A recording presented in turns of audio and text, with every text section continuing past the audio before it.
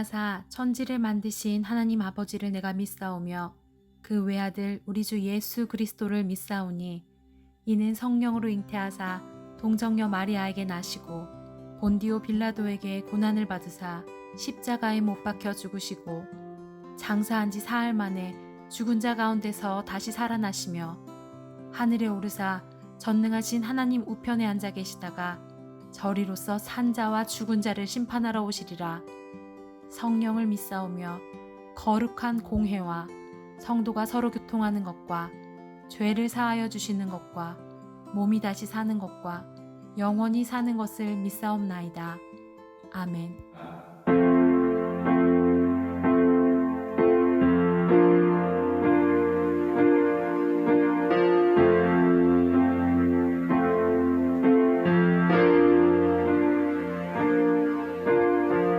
세상을 살아가는 동안에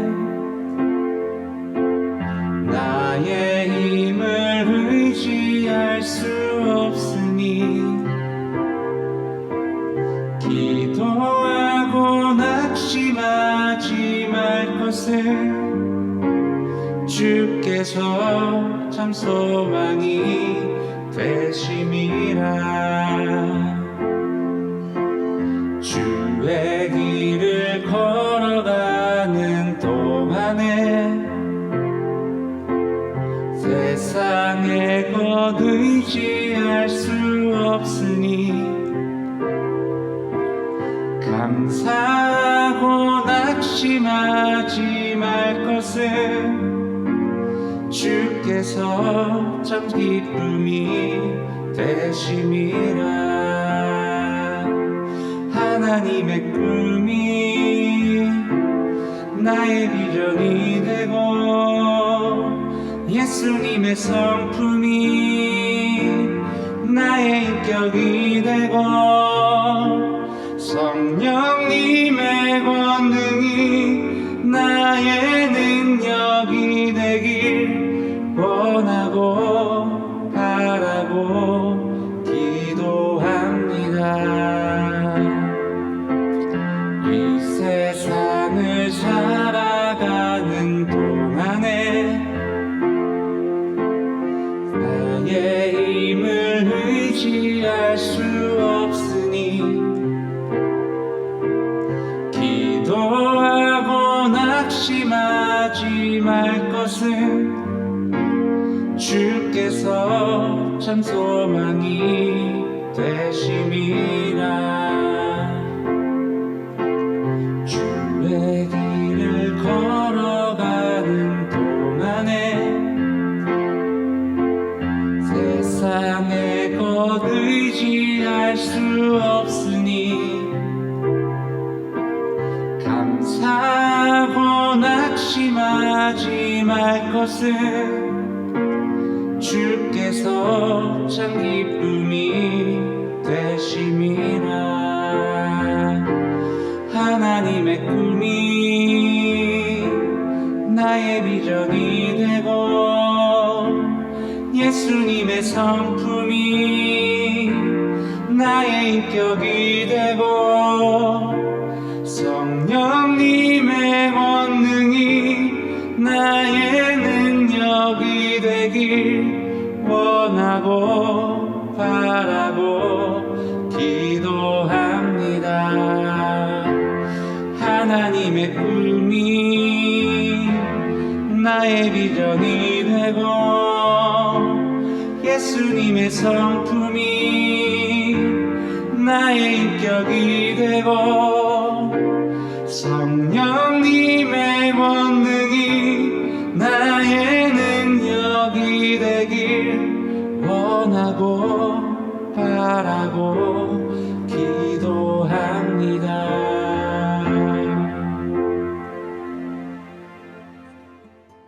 거룩하신 하나님께 감사와 찬양을 올려드립니다. 죄악으로 물든 이 세대와 나를 불쌍히 여겨주시고 용서하여 주옵소서. 우리를 성령 충만케 하사 이 세대 가운데 하나님의 영광을 드러낼 수 있게 하옵소서. 믿지 않는 자들에게 예수 그리스도를 전하는 사명을 감당할 수 있는 능력을 주옵소서. 하나님께서 기뻐하시는 아름다운 교회 공동체를 이루어가게 하옵소서. 플라잉 워십을 통하여 미디어 세상 가운데 하나님 나라를 세워가게 하옵소서. 오늘 선포되어지는 하나님 말씀을 통해 그리스도인으로서의 정체성을 회복하게 하옵소서.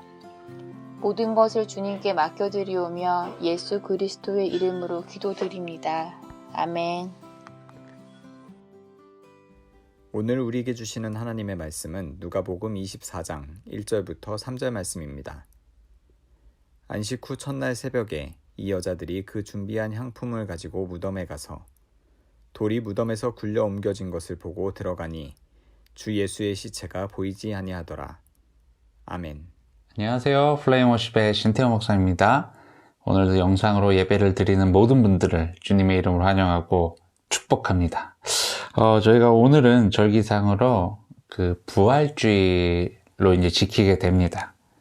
그리고 우리가 오늘 이 부활주의를 맞이하여서 우리가 이 예수님의 이 부활이 우리의 삶에 어떠한 의미로 작용되어지는지, 그리고 예수님의 이 부활이 우리의 삶 속에서 얼마나 중요한 부분인지를 한번 짚어보고 또 함께 이야기를 나누는 시간을 좀 가졌으면 좋겠습니다. 예수님께서는 이제 돌아가시기 전까지 예수님께서 이제 계속 하나님 나라를 선포하고 곳곳을 돌아다니면서 병든 자를 치료해 주시고 아픈 자를 위로해 주시고 또 이렇게 이제 이런 사역들을 쭉 이어가시면서 예수님을 따르는 많은 무리들이 있었어요. 근데 그와 반면에 예수님을 시기하고 또 질투하거나 예수님이 어떻게 보면 반대편에 서 있는 자들도 분명히 존재했죠.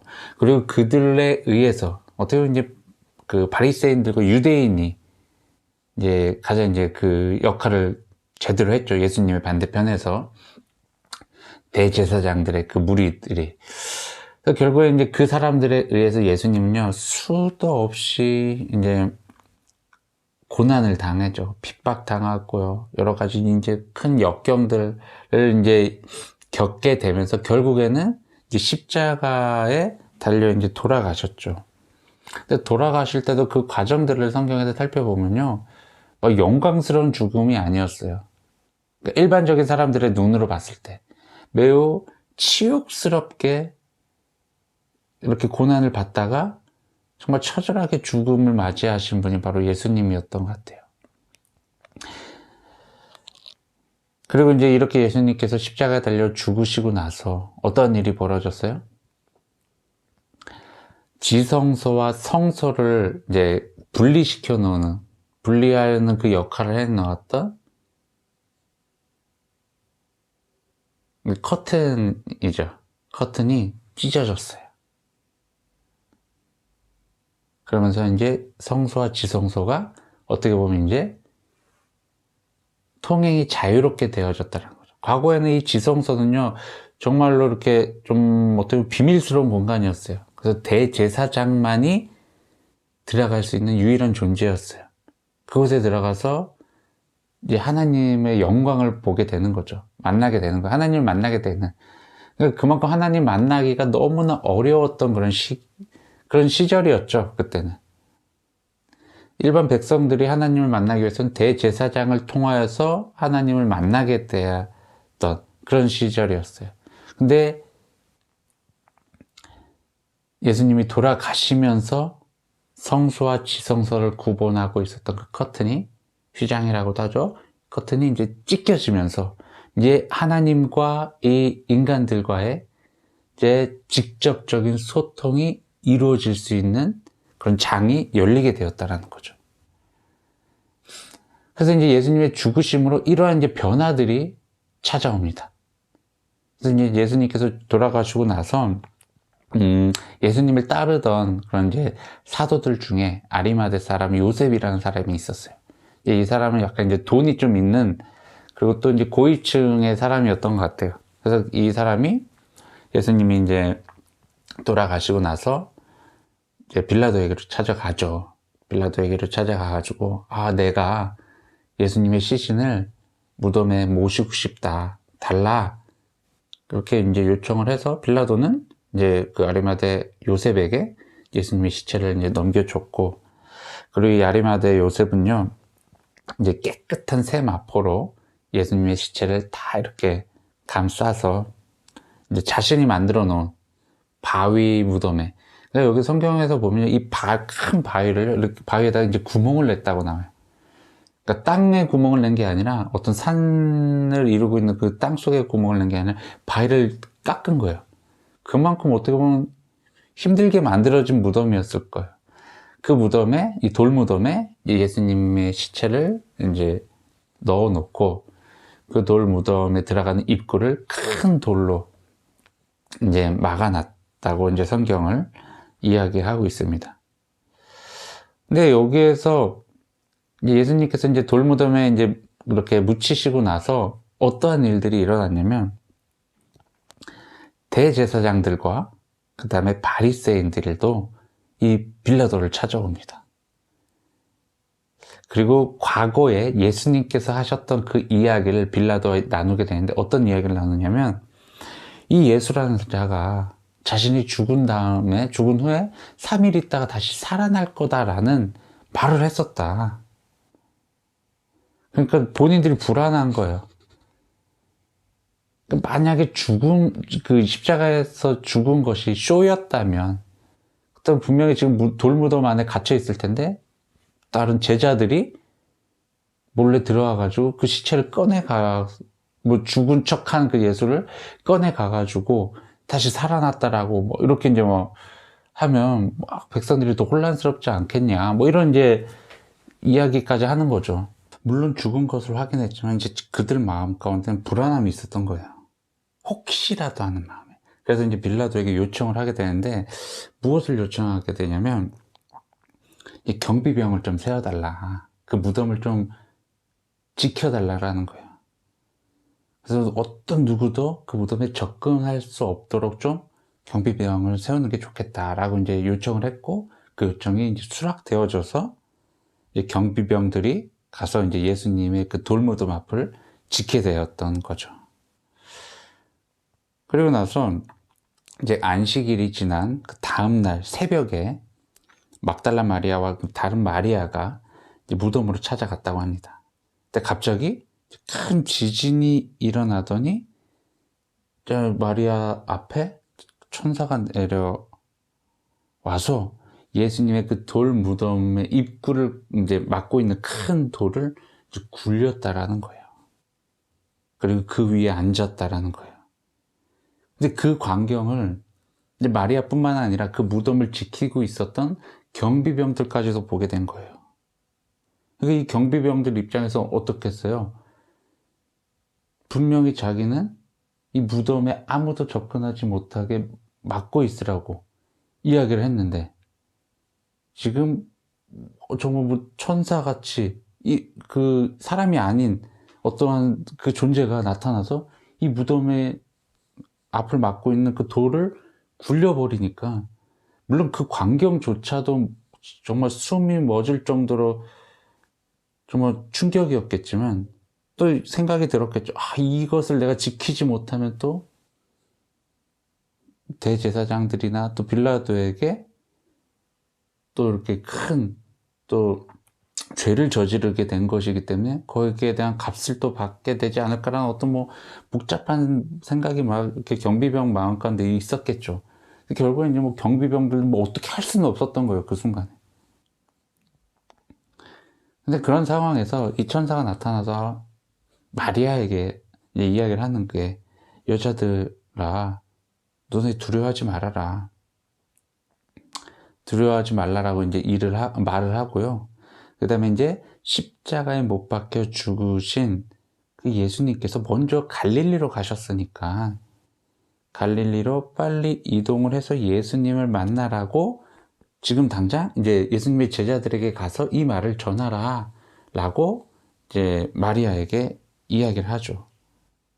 그래서 이제 마리아는 그 이야기를 듣고 바로 이제 예수님의 그 무덤으로부터 이제 달려나가서 제자들에게로 이제 가죠.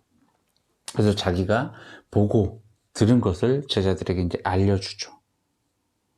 그래서 이제 제자들은 그리고 이제 며칠이 지난 후에 예수님을 이제 만나게 돼요. 근데 만나게 되는데, 이제 만나게 되는 그 과정들도 이제 성경을 보면 이제 다 나왔지만, 예수님께서 이 제자들을 다시 만나게 되는 그 첫 장면에서 예수님께서 그 제자들에게 하신 말씀이 무엇이었냐면, 평안하라는 것이에요. 평강할지어다 라는 말씀이었어요. 물론 이제 예수님이 제자들 눈앞에 딱 나타났을 때 처음에 못 알아본 제자들도 있었어요. 그리고 예수님이 다시 살아났다라는 것에 대해서도 믿지 못한 제자들도 있었어요. 그러니까 참 제자들이 어떻게 보면 예수님을 약 3년 동안 같이 따라다니면서 예수님으로부터 또 복음을 접했고, 그리고 예수님의 능력들을 바로 곁에서 그 경험한 그 제자들조차도요, 예수님을 눈앞에 두고 믿지를 못하고 예수님을 예수님이라고 생각하지도 못한 그런 어떻게 보면 참 어리석은 모습이 제자들 안에 있었다라는 거예요. 근데 그러한 모습 가운데 예수님께서 나타나셔서 처음으로 하신 이야기가 평강할지어다 라는 것이었어요. 당시 제자들은 어떤 마음이었을까요? 자신이 따르던, 정말 자신이 존경하던 그 선생님이 죽었다라는 것에 대한 어떤 상실감도 있었을 것이고, 또 한편으로는 그 예수님을 배신했다라는 그 어떤 죄책감을 갖고 있는 그런 제자들도 있었을 것이고, 그리고 이제 예수님이 이제 십자가에 달려 돌아가시고 나서 제자들은 뿔뿔이 다 흩어집니다. 그리고 자기의 이제 일을 하러 갔다고 이제 성경에서는 표현을 하고 있는데, 그 본업으로 다시 돌아갔겠죠. 그러면서도 늘 불안했어요. 어떤 불안함들이 또 있었냐면, 이제 자기가 이제 예수님의 제자였다라는 것을 이제 유대인들이 만약에 알게 된다면, 이제 예수님 다음으로 타겟은 바로 우리들이 아닐까라는 어떤 그런 두려움들이 그들 안에 늘 있었던 거죠. 근데 이러한 복잡한 그런 감정과 그런 생각들에 휩싸여져 있는 그 제자들에게 예수님이 딱 나타나셔서 하신 말씀은 평강하라는 것이었어요. 평강하라.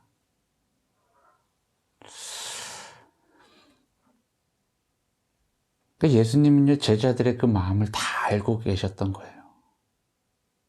두려움, 이 죄책감, 또 상실감, 이런 이제 복잡한 감정들이 다 그 가슴 가운데 막 박혀져 있는 그것을 예수님이 보시고 부활하셔서 제자들에게 나타나셔서 평안해라, 평강해라 이야기를 하셨던 거예요. 여러분, 예수님이 부활한 것은요, 우리 그리스도인들에게는요, 너무나도 중요한 거예요. 그러니까 우리가 그리스도인이라는 그 정체성을 확립시켜주는 것이 바로 예수님의 십자가와 예수님의 부활 사건이에요. 이 두 가지 메인 사건을 우리가 믿어야지 진정한 그리스도인으로서의 삶을 살아가게 된다는 거예요. 근데 이 부활이라는 것은 어떤 것을 의미하느냐? 방금 말씀드렸던 이 평강의 삶과 연결이 된다는 거예요. 즉, 부활을 믿는 자들, 그들은 평안의 삶을 살아가게 된다는 것입니다. 예수님께서 부활을 통해서 제자들에게, 그리고 오늘날 우리들에게 주신 메시지가 바로 이거예요. 평안.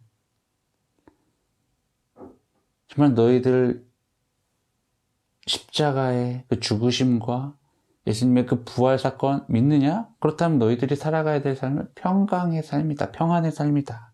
라는 것을 알려주시고자 하셨던 거예요.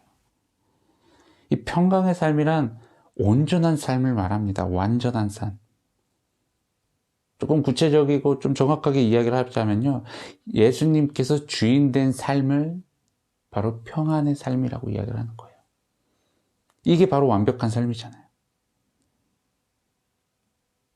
우리가 돈을 얼마나 벌어야 되고, 우리가 어느 정도 사회적인 지위가 높아야 되고, 또는 또 교회에서 어느 정도 우리가 뭐 예배를 헌신적으로 드리고 봉사를 하고 선교를 많이 하고, 그러니까 이런 부수적인 것들이 아니라 정말 예수 그리스도께서 내 삶의 주인이 되어서 왕 노릇하게끔 나의 삶을 내어 맡기는 것, 그리고 내 삶을, 그렇기 때문에 그 왕이신 하나님께서 나를 통치하시는 삶, 그게 바로 완전한 삶이며 그 삶이 평안의 삶이에요.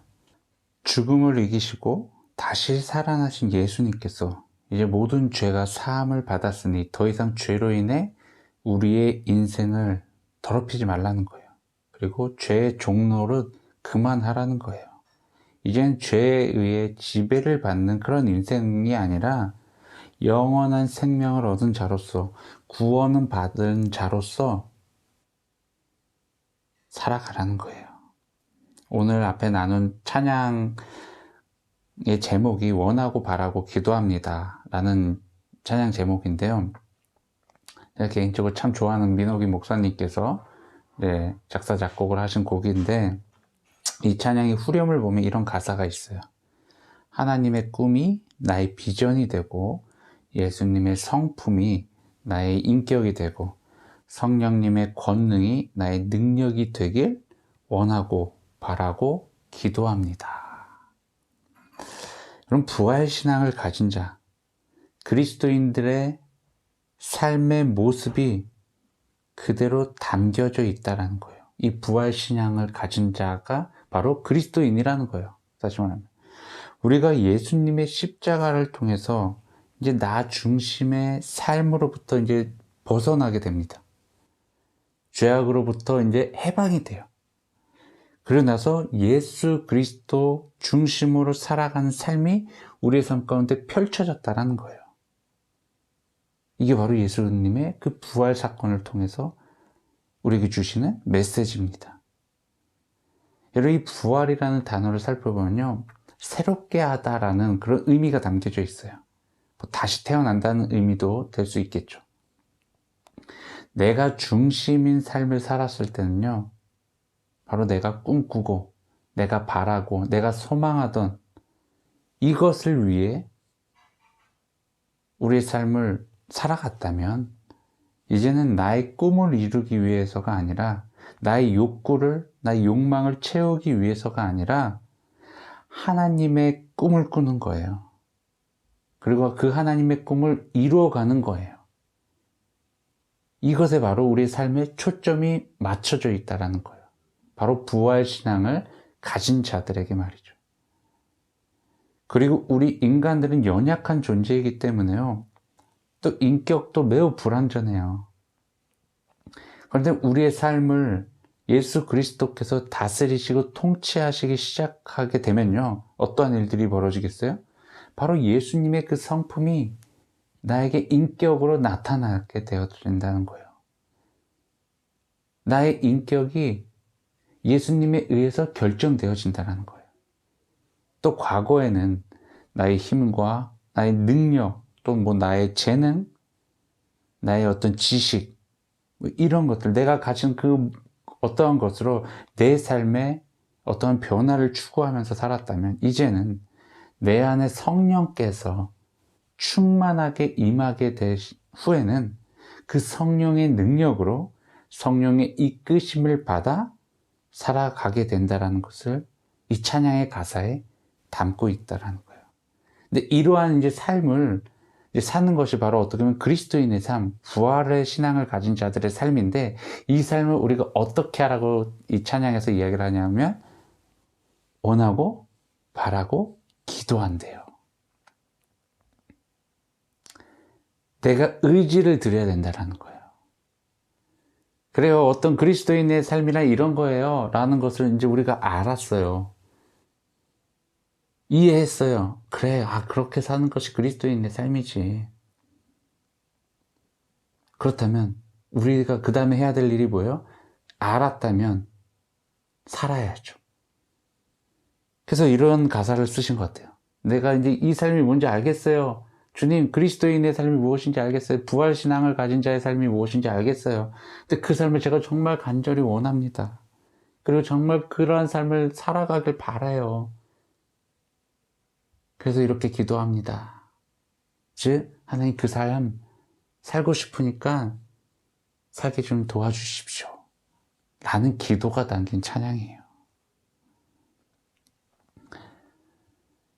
여러분, 단지 하나님의 말씀이 우리에게 주어졌기 때문에 그 말씀을 어떻게든지 지켜야지 하는 그런 어떤 의무감에 의해서 삶을 살아간다면 얼마나 삶이 불행하겠어요. 그게 아니라 내가 정말 하나님 안에 있다라는 것, 내가 하나님께 속해져 있다라는 것에 대한 어떤 감사와 기쁨, 그것으로 인해서 자연스러운 반응을 하며 살아가는 게 바로 정말 부활신앙을 가진 자들의 삶이 아닌가 싶습니다.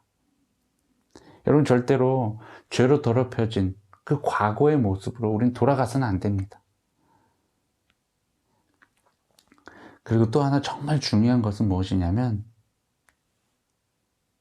내가 이렇게 부활신앙을 가진 그리스도인으로서의 삶을 또 다른 누군가에게도 소개를 시켜주는 거예요.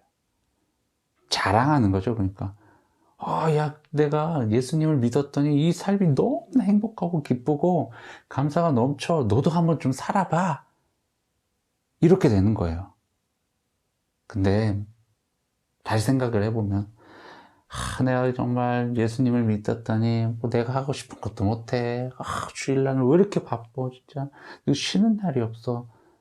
이렇게 불평하고 불만이 섞인 목소리만 계속 투덜투덜 대면서 내가 그리스도인이라는 것에 대해서 물론 이렇게 자랑할 만한 것이 없는 것처럼 살아간다면 그 사람을 통해서 어떻게 하나님의 역사가 일어나겠습니까? 그리고 그 사람은 과연 정말 그리스도인인지를 다시 한번 돌아볼 필요가 있는 거죠.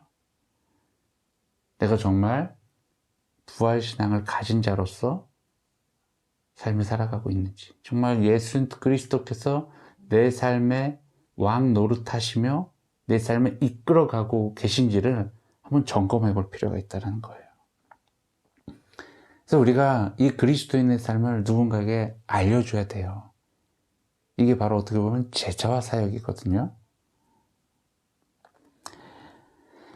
예수님께서 제자들에게 이제 부활하시고 나서 이제 제자들에게도 하셨던 이야기 중에 하나가 네 양을 먹이라, 네 양을 치라 라는 말씀하셨어요. 결국 이제 너에게 양들이 오게 될 거다. 너희들이 이제 양들을 맡게 될 건데, 즉 영혼들을 맡게 될 건데 그들을 먹여야 된다. 그들을 쳐야 된다. 즉 그들을 양육해야 된다라고 이야기를 하는 거예요. 그리고 세상 끝날까지 내가 너희들 함께 할 거다. 그러니까 너희들은 무엇을 해야 되냐? 너희들 이미 하늘의 모든 권세가 너희들에게 주어졌어. 그 권세를 가지고 뭘 해? 복음을 전해. 이게 바로 부활신앙을 가진 자들의 삶이야 라는 거예요. 여러분, 예수님이 이 땅 가운데 오셔서 하신 일이 무엇이었어요? 하나님 나라 선포였어요. 이 하나님 나라의 선포, 제자들, 너희들이 이어가라는 거예요. 그리고 이 삶을 왜 선포해야 되냐? 결국 예수님께서 평안이라는 이 삶을 세상 사람들에게 주어주기 위해서 이 복음이라는 것을 전해야 된다라고 이야기를 하는 거예요. 우리 부활신앙을 가진 자들, 우리 그리스도인들의 사명은요, 바로 내가 속한 모든 곳에서 하나님 나라를 선포하고 예수님이 걸어가신 그 길을 따라가는 거예요. 복음대로 살아가고 그 복음을 전하고 가르치고. 우리가 부활절이 되면 많은 교회에서 이제 그 삶은 계란을 이제 준비를 하죠. 준비해서 이제 교인들끼리 서로 나누기도 하고, 더러는 이제 주변 뭐 상가나 뭐 아파트 뭐 주택 단지들을 돌아다니면서 이제 예수님의 부활의 소식을 이제 알리죠. 근데 복음이란 게 어떻게 보면 이런 흐름으로 전해줘야 된다는 거예요. 전할 만한 가치가 있다라는 것을 전하는 자가 스스로 깨달아야 된다는 거예요. 그럼 복음이 우리에게 얼마나 가치 있는 것입니까? 내 인생 통틀어가지고 가장 가치 있는 것이 복음 아닙니까? 그렇다면 이 내가 너무나도 소중하게 여기는, 내가 너무나도 가치 있게 여기는 이 복음을 누군가에게 전하지 않고 어떻게 가만히 있을 수가 있겠습니까? 여러분, 우리 모두가 예수 그리스도의 부활을, 이 부활의 기쁨의 소식을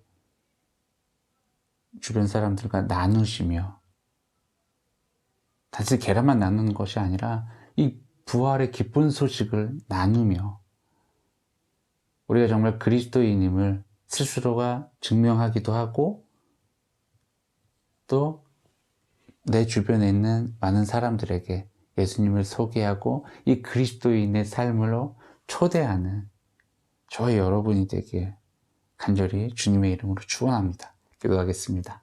사랑이 많으신 하나님, 참으로 감사와 찬양 올려드립니다. 하나님, 오늘 하나님의 말씀을 통해서 정말 예수님의 그 부활이 우리의 삶 가운데 어떠한 의미로 다가오는지를 다시 한번 우리가 깨닫게 되었습니다. 하나님, 정말 부활의 기쁨의 그 소식을 우리가 날마다 전하게 하시고, 그 전에 우리가 이 부활의 기쁨을 받아 누리며 진정한 그리스도인의 삶을 살아갈 수 있도록 우리를 붙들어 주시옵소서. 그리고 절대로 가만히 있는 그런 그리스도인들이 아니라 정말 이 기쁨을 얻은 그리스도인으로서 이 기쁨을 또다시 전하는 그런 그리스도인이 될 수 있도록 우리를 사용하여 주시고 우리를 이끌어 주시옵소서. 주님, 이 시간 주님 앞에 귀한 예물 올려드립니다. 예물이 쓰여지는 곳마다 하나님의 나라가 확장되어지게 하시고 하나님의 사랑이 전파되어지게 하시며 하나님의 이름이 널리 널리 퍼지게 하여 주옵소서. 예물을 드린 손길을 주님께서 기억하시고 저들의 삶 속에서 감사와 찬양이 넘치게 하시며 진정한 평안이 저들의 삶 가운데 임하게 하여 주시옵소서. 이제는 우리 주 예수 그리스도의 십자가의 은혜와 하나님의 넓고 크신 사랑하심과 성령님의 보호인도 동행하심이 오늘 이 자리에 모여 부활의 기쁨을 누리며 그 부활의 기쁜 소식을 세상 가운데 선포하며 살아가겠다라고 결단한 우리 모든 그리스도인들 위해 지금으로부터 영원까지 함께하기를 간절히 축원하나이다. 아멘.